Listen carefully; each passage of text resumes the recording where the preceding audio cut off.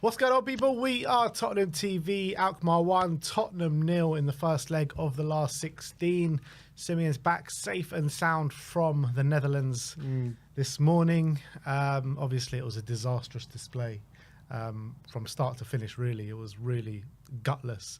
And it's it was really hard to watch for those 90 minutes, but you were there. You tell me what you saw with your own eyes out there.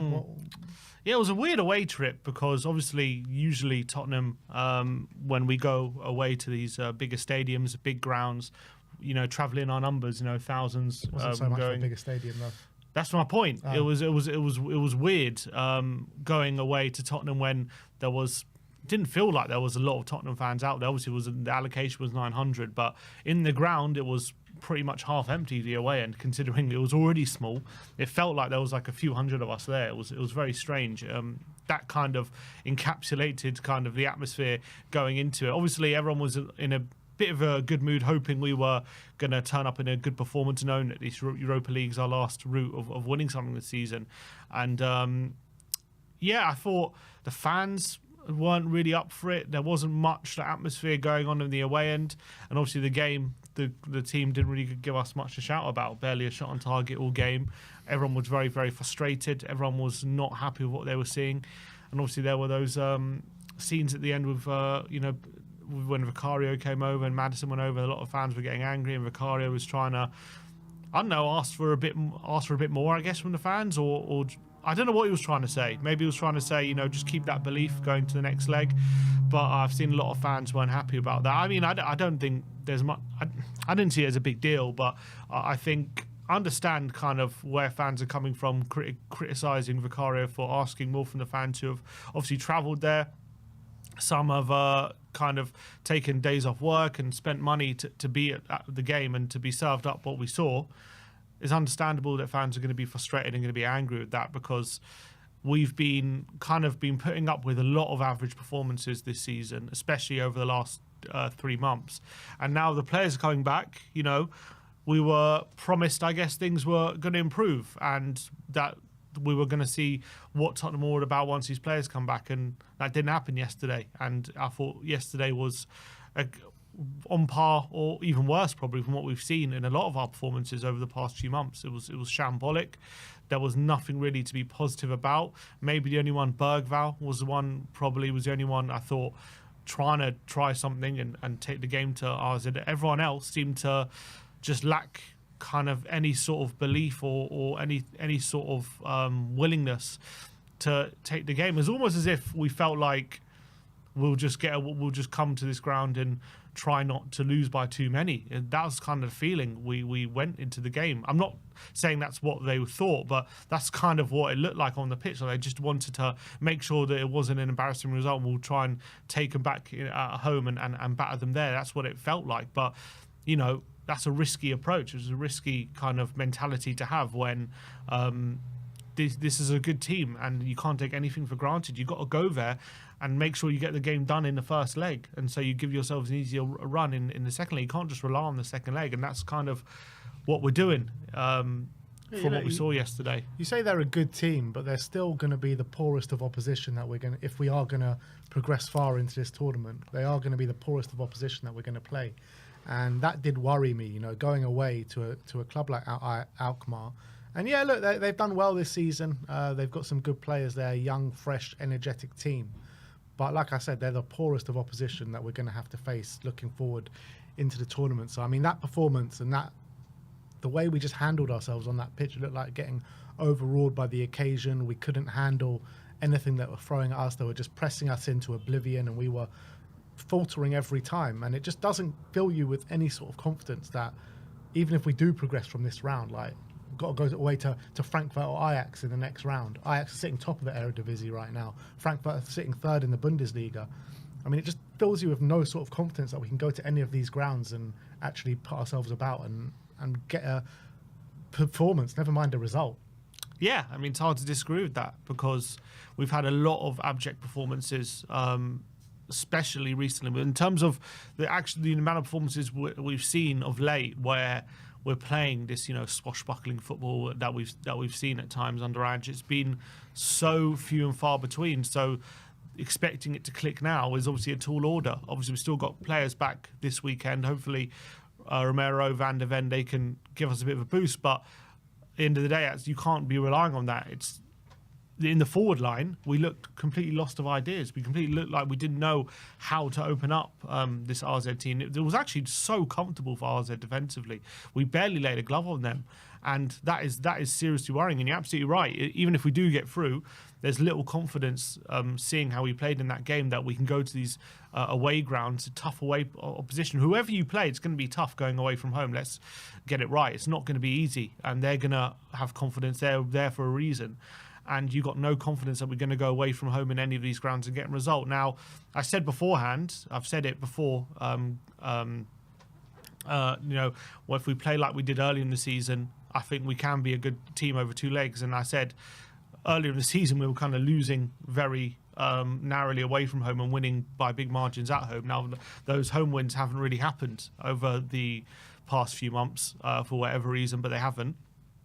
But we have to show that we can take them to the cleaners at home, and we have to make our home a fortress. That's the only way we're going to get through this tie, and that's going to have to be the main way we get through, I think, this tournament, because I think at home our performances have been pretty average pretty much the whole season. We've barely played well in very, very few away games, but there was a handful. Obviously, the Etihad, we had Old Trafford, but apart from those games, we've been really poor away from home, apart from moments, and we've really, really struggled to play that really good attacking football that we want to play, and we've really struggled to impose ourselves. We keep getting overrun, and we keep getting dominated physically by the opposition, especially away from home. That's been a massive problem, and it definitely happened again yesterday. RZ came in with a game plan to with no fear, take the game to us, play their game, and we struggled to deal with them, especially in the first half. I think the second half, it was a very dead game. Neither team were really doing much, but definitely first half, they were really putting it on us, and we were lucky that, it wasn't, we didn't concede more than a goal. To be fair, the goal we did concede was an absolute freak goal. I mean, you've got to say that. What they deserve, though. Yeah, I think you'd definitely say that they had a really exciting start. Troy Parra had that chance right at the beginning, didn't he? Which Vicaria had to save. And they were putting us under pressure, winning corners, set pieces, just gaining little advantages on the wings especially. And then obviously they got their goal. It was a freak goal, but they got their goal, which they deserved. And then Parra had that 1-on-1. He should really be burying that.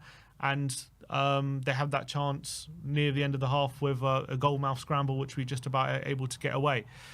And look, to be fair, it wasn't even those moments which really worried me, because I think away from home against good European opposition, you're going to have moments where they have a few chances, but it was just a lack of quality and ability to hurt them when we're on the ball. That was the most concerning thing yesterday.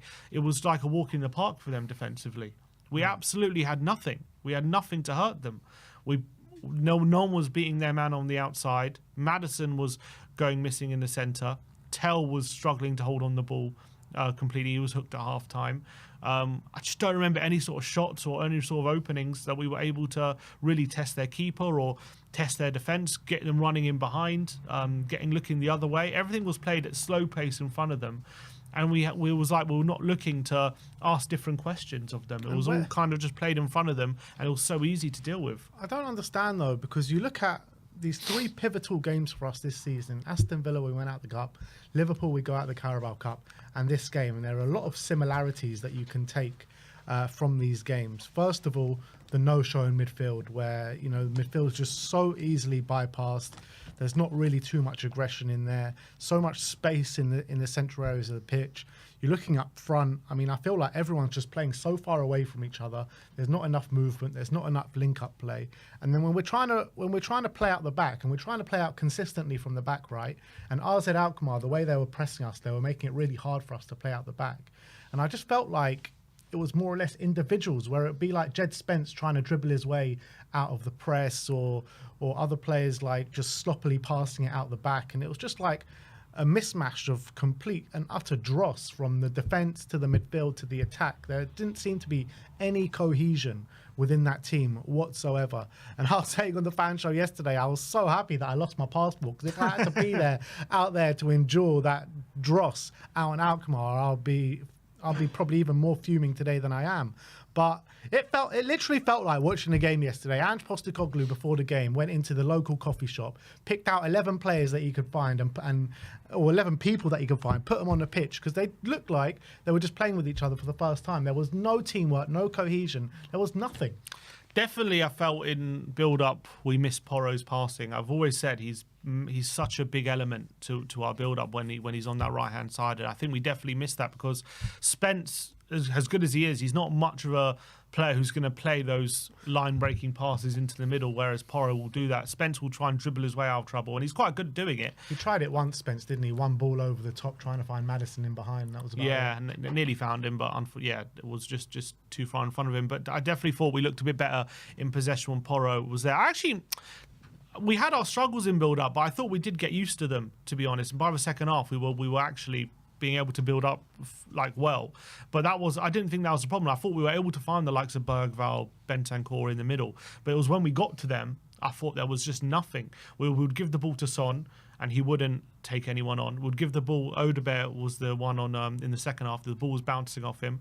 When we wanted to go direct to Tell, there was a number of occasions where you could just see if it was Solanke in that position, he would be able to hold off the defender and bring other players into play, whereas Tell just wasn't able to do it. He was trying, I can see it, he was trying to back into the opposition centre-back, and they were just, it was meat and drink for them. It was so easy for them. Yeah, it was so easy for them to just dispossess him, and he wasn't able to really impact the game yet again, Tell, and obviously was hooked at half-time, and probably rightly so. I mean, didn't really get much better going forward when we did hook him. I don't think he was the problem himself. He could have taken off any of the front line, to be honest, but Tell was obviously the full guy, unfortunately for him.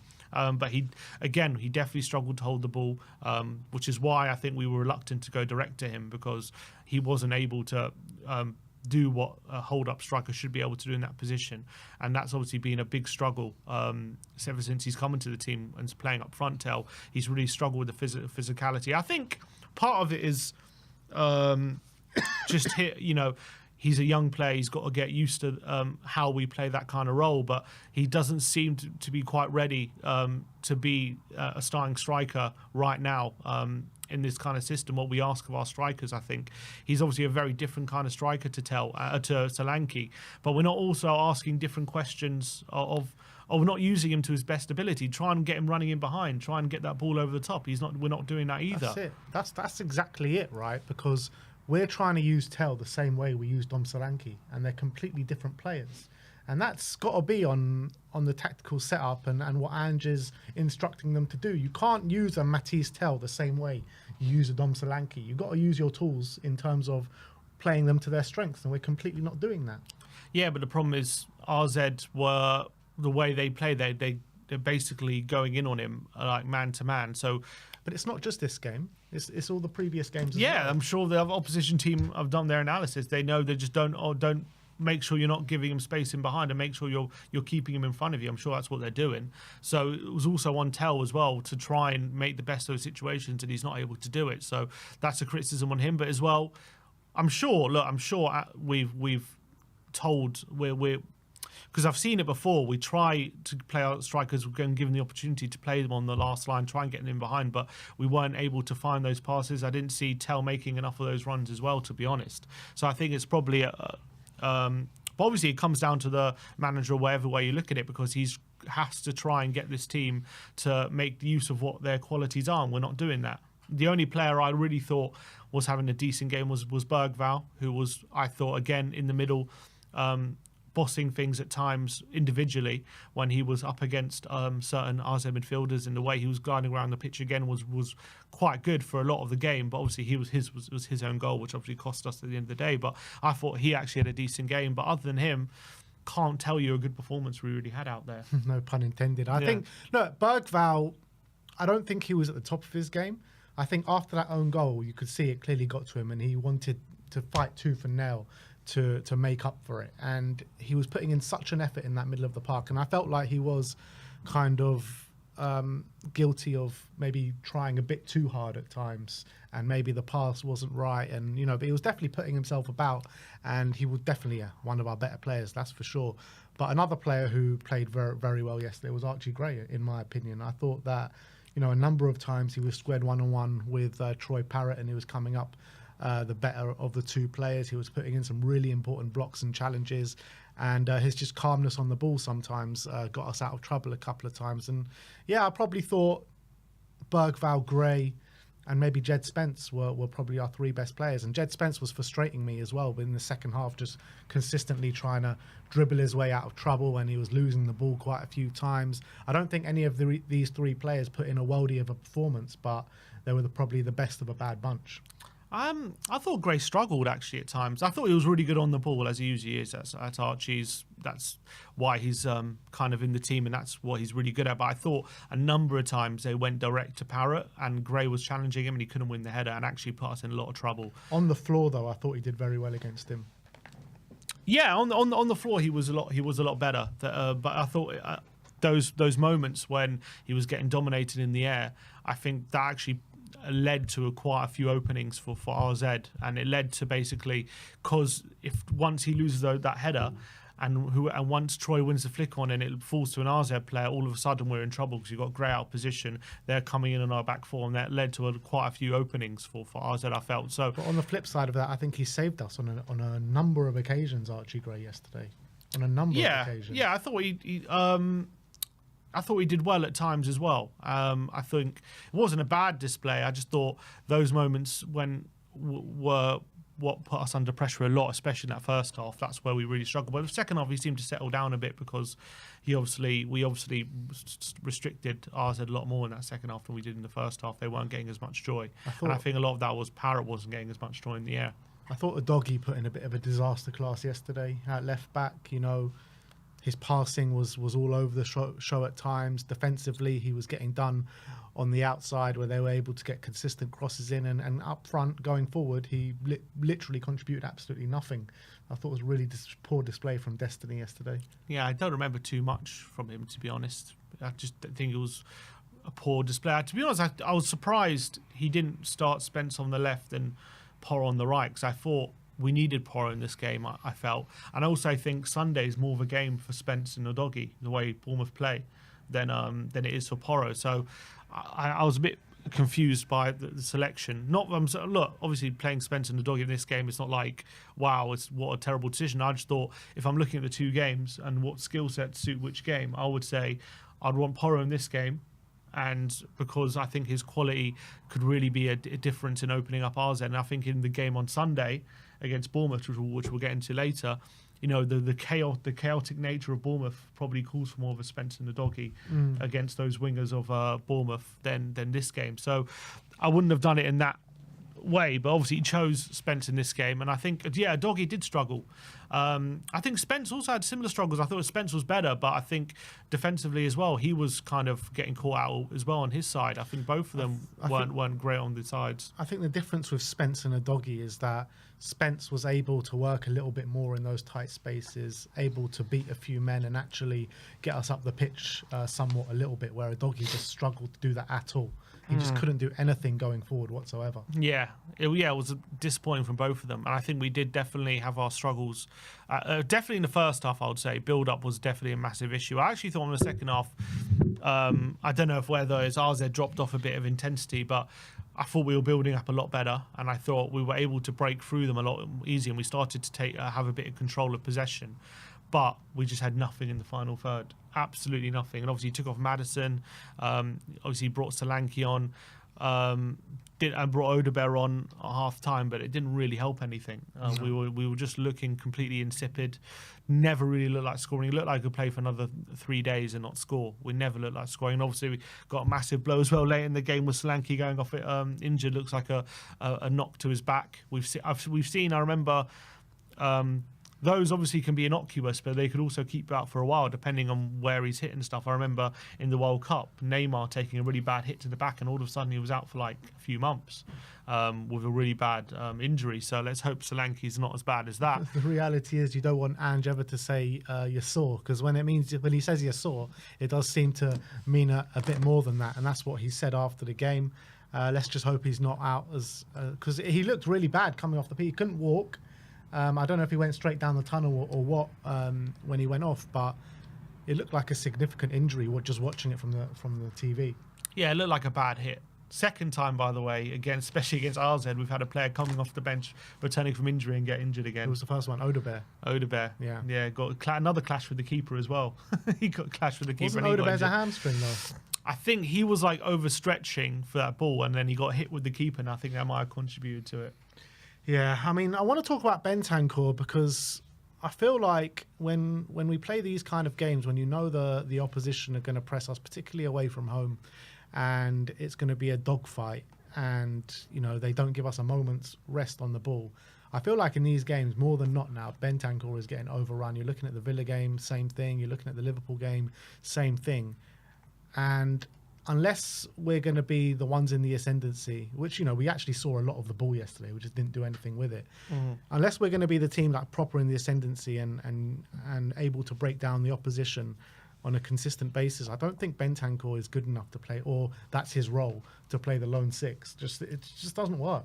Well, the problem is we don't really have a player who's basically, if what we want to aim for is to be a team that's really dominant, really dominant, suffocating the opposition and not giving the opposition a moment's rest, right? And so those moments where our number six should be just basically mopping up and blocking out that space, that should be few and far between. The problem is we have to do it way too much. So the players in Bentancur's position, whoever it is, seems to have to do way too much work. And I think whoever we put in that position right now, they're going to have similar struggles, and that's what we've seen, really. I don't think it's a Bentancur specific thing. I think it's just the way the system is functioning is leading to that player who's the most offensive of the midfielders having to cover way too much ground, having to put out too many fires, and they're not capable of putting out as many fires as we need them to. I actually didn't think the midfield specifically was the main issue. I didn't think it was great, but I didn't think it was the main issue yesterday. I thought, yes, there were times that were overrun. Again, when you go away to these grounds, especially in Europe, or good away games like Liverpool and Villa, it is going to happen. It's about limiting that the amount of times it happens, and I think we're not being able to do that at the moment to a way good enough standard. And I think there are times when we are doing it and all of a sudden the player in that six looks like he can do the job. But in these games, when you're coming up against, technically good midfielders who can exploit those weaknesses way more often, they're looking way too much overrun. And I think that did happen, especially, I would say it happened a lot more in the first half yesterday again than it did in the second half, but I think the second half has settled down a bit.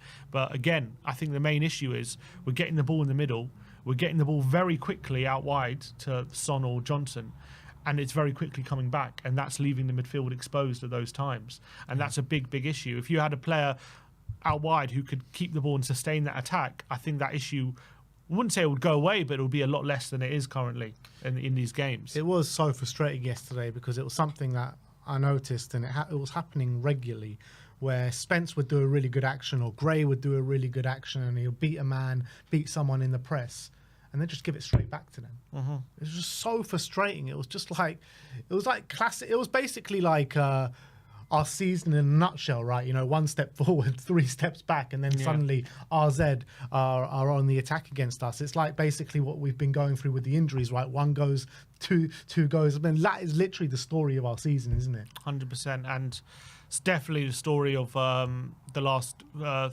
few months, probably since December for sure. It's just been so hard to watch, and yesterday, especially just given the context of our season and how big a game it was yesterday. And to be fair, look, it is only 1-0, and the second leg, that's the biggest positive out of this game. Yeah, that's the biggest positive, that it was only 1-0, considering that first half. It could have been a lot worse than it was. And look, we've seen teams have disappointing away results, then turn around in the second leg. We've been on the end of that this season against Liverpool, better performance at home, and then got completely crushed away. So we got to hope that Thursday we go into it in a different mentality. We go at them from minute 1, and look, we get an early goal, and all of a sudden the nerves will settle. And I'm still confident we'll make it through. But the problem is we've just seen that away performance so many times now this season. The worry is we play a better side like a Frankfurt on Ajax even in the next round and play away from home like we did, and the game could be over in the first leg and we'll give ourselves too much to do. Well, actually, the first leg's that way. Yeah. So the kind of, in a weird way, that's even a worse fear because it's like we have to have a big win at home. If we're not at least 2 or 3 goals up in that home leg, you worry for us in that second Even leg. so, I'm not that confident at taking these team at home. I know we did a Europa League video and I was saying, yeah, we're the favourites for this, we're the favourites for that, we're the favourites for this, and we are the favourites still, in my opinion, in these games. But I've just got no confidence after seeing that performance. And I really believed that with the players coming back, you looked at the bench yesterday, and it was the best bench I've seen in such a long time at Tottenham Hotspur. You had, really good talent everywhere you look on that bench, and I felt Ange took way too long to make the change. I know he brought Odegaard on at half time, but the next change after that was after the 70th minute. And I don't know what he was watching. Like, I think he should have made like a triple change at half time with how poorly we were playing. We had nothing to go and hurt the opposition, but in terms of how can we be confident in these games at home? And we've already seen games at home over the course of the season, losing to Ipswich, losing to Leicester, a Leicester team that have lost 14 in their last 15 or something. 1 win coming at the Tottenham Hotspur Stadium. Like in previous seasons, I would agree. Bringing back to Tottenham, and I think we can go and get the job done. But I think we can, but I'm not confident that we will. I think Thursday. When it comes around again, obviously we'll have a game in between then, so we have to wait and see what happens on Sunday and the feeling there. But I think on Thursday, knowing the importance, I just have to believe they're going to be up for that game. But why weren't they up for this one? This is literally. I couldn't tell you. This was the first leg, or this is basically first half of the biggest tie of our season, and Aston Villa at that point was the biggest tie of our season. Anfield was the biggest tie of our season at that point, and it's been no shows in any of these games. Yeah, absolutely right. There's no doubt about that. We've been terrible in all those games. So, there's no real reason to think that we're going to be up for this game, apart from the fact that hopefully we're going to have a couple more players back. Maybe Solanke's injury is not so bad. I do think if Romero van der Ven play, it can make a big difference to that back line for sure, in terms of just how dominant, how much we can, when the ball's going into the opposition striker, they're not making it stick. We're all of a sudden, able to maintain attacks. But at the moment, attack is not showing anything. The attack is not showing anything that near good enough to believe that we can blow teams away, and that needs to massively change. Even in our wins recently, I know we beat Ipswich 4-1, but even that game we were very clinical. We didn't create loads of chances. We just took the chances we created, which was obviously we created like 4 or 5 chances. We took 4 of them, and it was just a super clinical performance. But we haven't really had a game where we've created loads of chances for a while. Obviously, second half against City we created a few, but it wasn't tons and tons, but it was a few.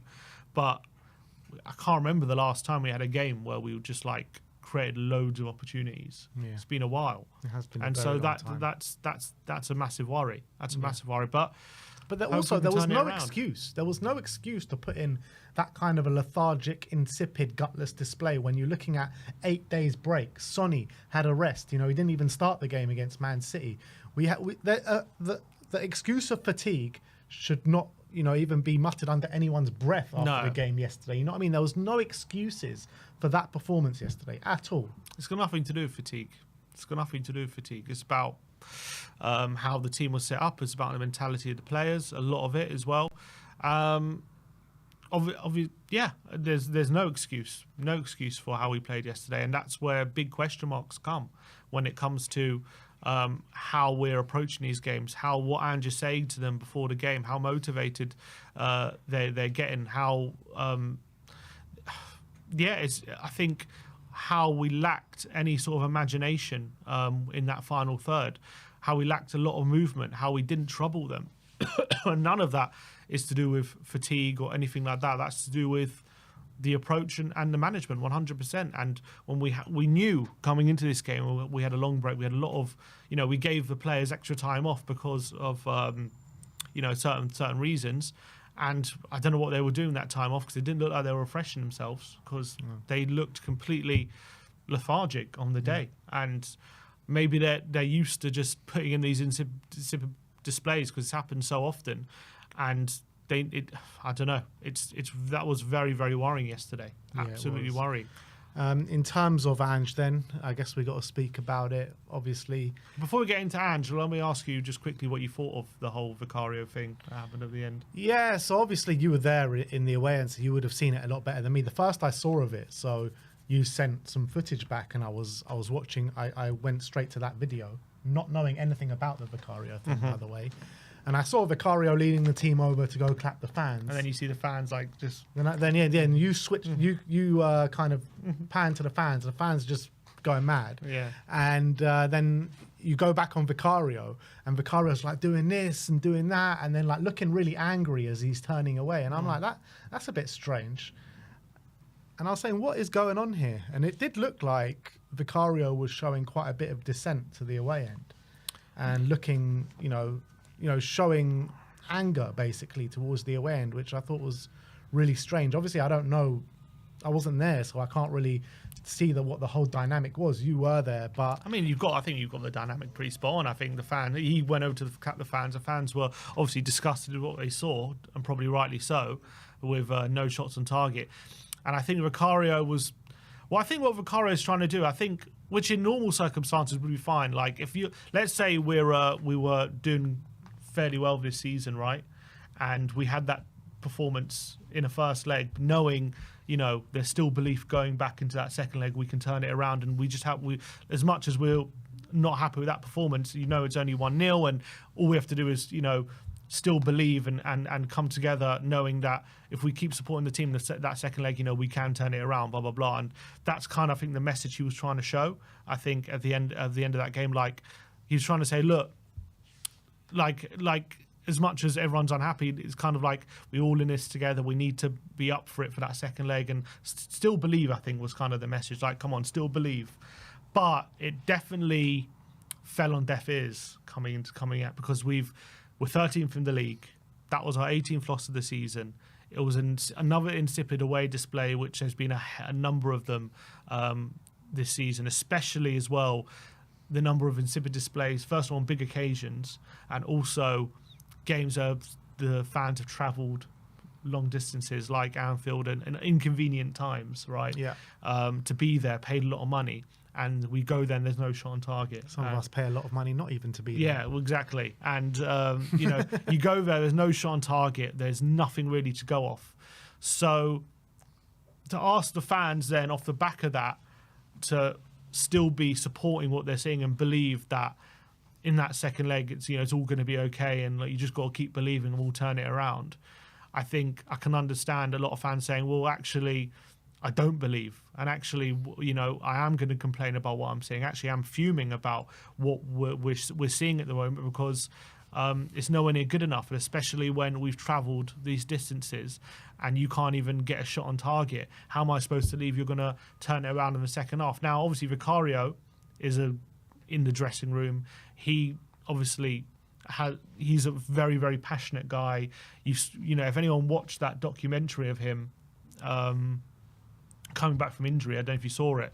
This is a guy full of passion and belief in Tottenham and this club, and he just wants everyone to be as one. He's just a very, very passionate guy, and he's always going to believe that we can turn it around in the second leg. He's always going to believe that we're better if everyone is supportive and full of that belief, and that's what I think he was trying to show.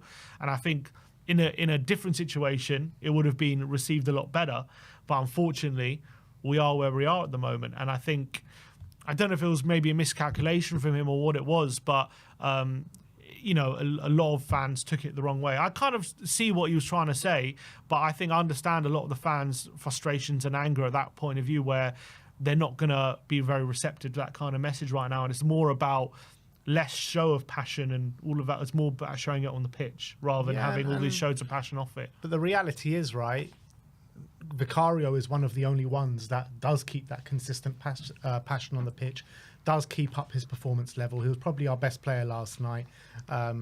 Copious amount of saves. Since he's come back, he's probably been our best player consistently as well throughout that time. So I think Vicario is one of the only ones that can hold his head up high throughout this moment and say, you know what, I've been here for the team and I stand up for the team every single time. But you got to understand the fans and where the fans are coming from, because they've got to sit through this week in, week out, not just through Vicario since Vicario's been back, but before that, and how bad it's been. It's been pretty much a pressure cooker of emotions from the fans all coming out after every game now, and it's only going to get worse and worse as these performances carry on to get worse and worse. And I can understand the fans' sentiment and kind of mentality after that game, and I think Vicario should probably, I get, you know, he's a very emotional guy and he just wants what's best for the team and he bleeds blue and white, and I've got so much love for the guy, I really do.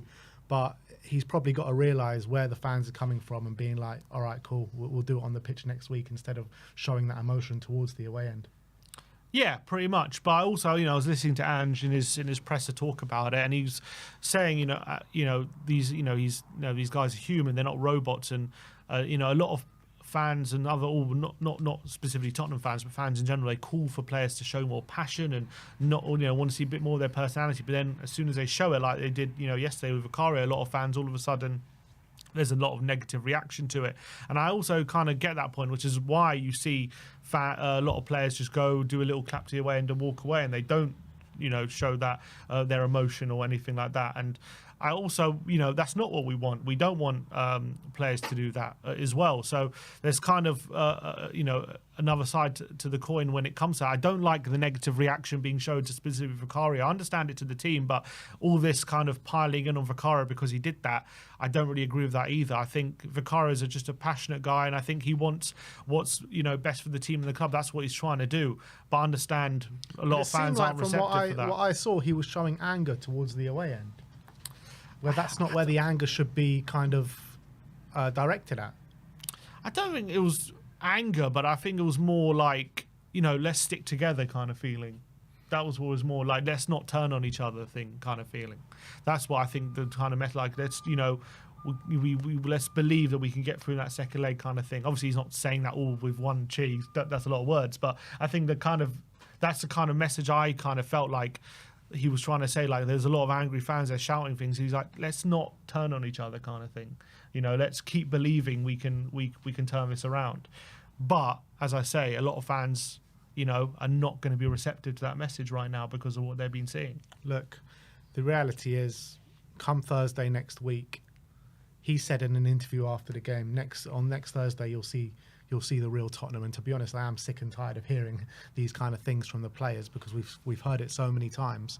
But if that is the case, and we go out on Thursday and do the job, then no one's going to remember this, whatever happened after the game on Thursday. Yeah. That's the truth. No, if we go through, everyone's just going to remember we're through. It doesn't really matter what happens. But we just got to make sure, first of all, look, definitely focus on Thursday. And again, listening to Ange in his press, it definitely feels like his focus is on that. He keeps saying how Europa League's a priority now, things like that. And he knows how massive the Europa League is, especially for his job, but also just for all the the fan base as well. If we go out that Europa League, it can't not, unless we win every game in the Premier League, it can't not be toxic. If he goes out on Thursday, his job is untenable now. I think surely you've got to agree with that. Yeah, I think I agree. I can't see any real reason to keep him if we goes on. I've said it. I said if we go out of the round of 16, I'll be Ange out. I'll say he needs to go. Sim's under a week from being Ange out if we go out. I think there'll be no reason to keep him. I think, especially if we're, if Romero and Van de Ven are back and Solanke are back, and we can't overcome a 1-0 deficit at home to RZ. As much as I think RZ showed they're a decent team, they've also showed in the last game how they dismantled Galatasaray, that they're not to be trifled with, RZ, but we should also not to be trifled with them. They're trifling with us right now. The reality is they finished 19 in the Europa League group stages. Mm-hmm. With the quality that we have in the team, with the rest that we had in the team, we should be going there and at least, at the very minimum, in a poor performance, get a draw. Yeah, for sure, and that's what Ange said yesterday as well. He said even yesterday, even though we didn't play well, we should be getting a draw. Like, we just no excuse to lose the game like we did, and that's happened. To be fair, a lot of games where we've lost by a goal, where we should at least be taking a draw, even if we're playing badly in these games, and we're not even doing that at the moment. and it's very worrying, and I think. Yeah, I think Thursday is going to be a very, very massive day. It's going to be a very, very interesting day to see how the fans are on Thursday. If they're going to be supporting the team but behind them, or is it going to be a weird atmosphere from the start? I just don't get where these performances comes from, because you hear all these players come out in massive defensive Ange all the time, right? And, you know, we really believe in what we're trying to do. They like the style of football that Ange is trying to implement at this club. And then when you see the performances on the pitch, specifically the one last night, it doesn't kind of add up, these kind of things. It doesn't feel like, watching that game, it didn't feel like they believed in what Ange is trying to do. What did you think of there's Maddison, the clip of Maddison on the bench? I don't know if you saw it. Yeah, I saw it. Danny came on the fan show yesterday and said, like, oh, apparently he was saying to Son, it's always the same or something along those lines. Well, you have to be a master lip reader to apparently to Danny is a master lip reader. But it looks like he said, yeah, it's the same every game or something like that. Yeah. Which is obviously not great. And there was some people, I don't know if this is a bit too, conspiracy theorists, but some people who are suggesting, you know how players usually when they talk to each other, they cover their mouths so the cameras don't pick up, but Maddison was not doing that. So was he knowing that the camera was on him saying something, or is that just a moment where he was talking to Son and it was just caught on camera? It's hard to know for sure. Obviously they're watching the game on the sidelines there, and they're having to talk about it. Maybe his thought isn't, you know, the camera's on me, but he did seem to say that. And when players are letting those frustrations out during the game, that's never a good sign, that's for sure. It can't be a positive thing, and that's maybe they are kind of running out of maybe they're running out of, not excuses, but like ways to, maybe they're kind of looking a bit lost at the moment. And when people are saying that kind of thing, that's the kind of thing when you're running out of ways to change it, kind of. And works. By the way, those two players that they panned into with our club captain and our vice captain. Yeah, exactly, looking despondent on the bench. On the flip side, you had Van der Ven and Romero looking like coaches on the bench, trying to be cheerleaders. You saw Romero kicking every ball on that bench. He looked like he was desperate to be out there, to be honest. But Son and Maddison did look a bit despondent. And obviously, look, we don't know what he said, but it seemed as though he said something to that effect. It's the same every game or something. It's a strange one with Maddison, isn't it? Because when he first came in the club, he was like, oh, I came here because of the call with Ange. And, you know, he really like... Everyone mentions the call with Ange. Yeah, everyone mentions it, but then... But I feel like Maddison's time with Spurs, I feel like something has happened between him and Ange over the course of it. Maybe they've patched it up, maybe they haven't, I don't know. There have been a lot of times he's been left out of the team when he could have been picked as a vice captain as well. And he's very up and down, isn't he, Maddison? Sometimes he puts in such a really good display. The other time, you know, last couple of games, he hasn't been good at all. I mean, do you think there is something there? Is there a bit of disgruntlement there from Maddison? Maybe. I mean, if you're saying stuff like that, it doesn't sound like you're fully behind a manager, you know, what the manager's doing. If you're saying it's the same stuff every day, every game, and I don't know if you're suggesting we're not changing it or we need to do something different, but we seem to be encountering the same problems for sure, especially in the forward line. We're having real struggle, kind of, especially centrally, to kind of break through any sort of defence. The only joy we can have is when one of our wingers is getting the better of the fullback, and then all of a sudden the options open up for us. But in the middle, we're struggling a lot to kind of create any sort of chances around that zone 14 kind of area, and having any shots or any chances playing right through the heart of a team. It seems we're way too easy to deal with. And to be fair, that is obviously the hardest thing to do, but is make chances through that area, which is why you see a lot of good teams like Arsenal, they always go down the wings. That's where they find their most joy. But when you've got wingers at the moment, like in the vein that we have, where they're not the best at beating their fullback all the time, then you have to find other ways to create chances, and we're not doing that whatsoever. And but Maddison as well has got to take a bit of responsibility for that. I felt like yesterday he was getting on the ball and just wasn't looking to do things. He was just keeping it way too safe. He wasn't looking to create opportunities. He wasn't trying to force the issue. It's kind of like if there wasn't a perfect opportunity, he would just play it safely to the side or anything. There wasn't like speculative ball to the back post, long shots, trying to speculate to accumulate kind of thing, and trying to make stuff happen. We don't do that enough. Anywhere near enough. It's like we tried to create the perfect goal and like the way we trying to set up, and if we don't do that, it's like all of a sudden we're not trying new things, and we don't do. There's no spontaneity, it seems, which is really frustrating, and it shouldn't be like that. Which what Ange ball is all about. Yeah, Ange ball is all about that kind of thing. If you see the space, go run into it. Try things, hit the ball to the back. You know what I mean? It seems as though in the back line there's a lot of it. Like you see Danso going, running all here, there, and everywhere. You have the fullback seem to have a bit of freedom to move inside or outside and all that kind of stuff. But then it goes to the forward line. It's like very, very rigid at the moment. It's like there's no spontaneity at all. I felt like everyone on the pitch yesterday was just waiting for someone else to come up with some sort of individual brilliance. That's what it felt like on the pitch yesterday. And, like that with that Bentancur run where he takes it past 2 or 3 men. We didn't even talk about, by the way, aside from this point, that bloody free kick with Maddison and Son, one of the worst free kick routines I've ever seen. And just before that free kick was taken, I see Sonny is there to take the free kick, and Maddison comes over, grabs the ball. And I said it even before the free kick was taken. At what point is Sonny, as the captain of this football club, just going to say, no, I'm going to take this free kick and I'm going to shoot?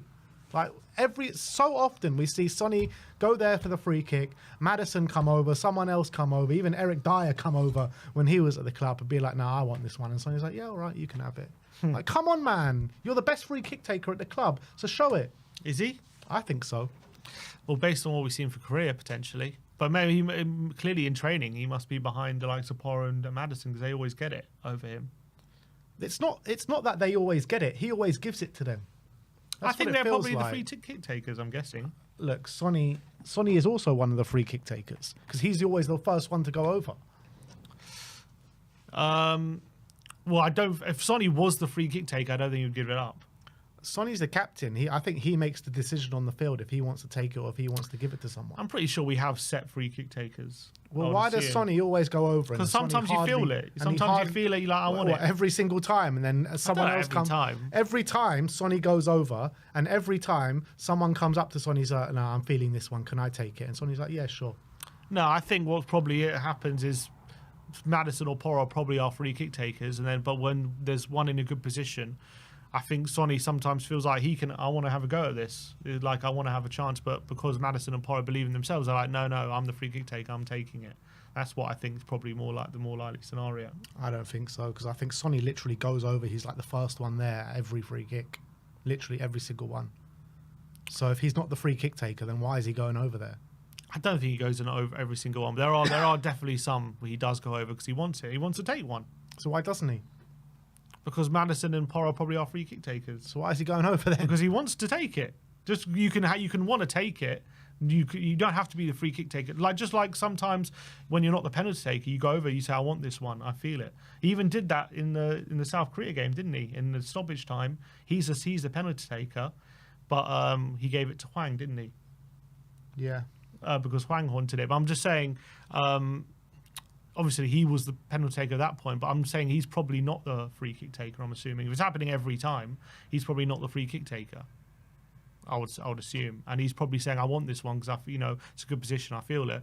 But Maddison and Porro are probably like, well, I'm the free kick taker and I believe in myself, I want to take it. First of all, I just don't think that's the case. I really don't. From what I see with my own eyes, it looks as though Son wants to take a free kick and it gets taken off him every time. And it's because he's too nice and he gives the ball over and he says, you know what, you take the free kick. And every time the free kick gets taken, it's an absolute stinker. Apart from that one time, Maddison put it in the back of the net.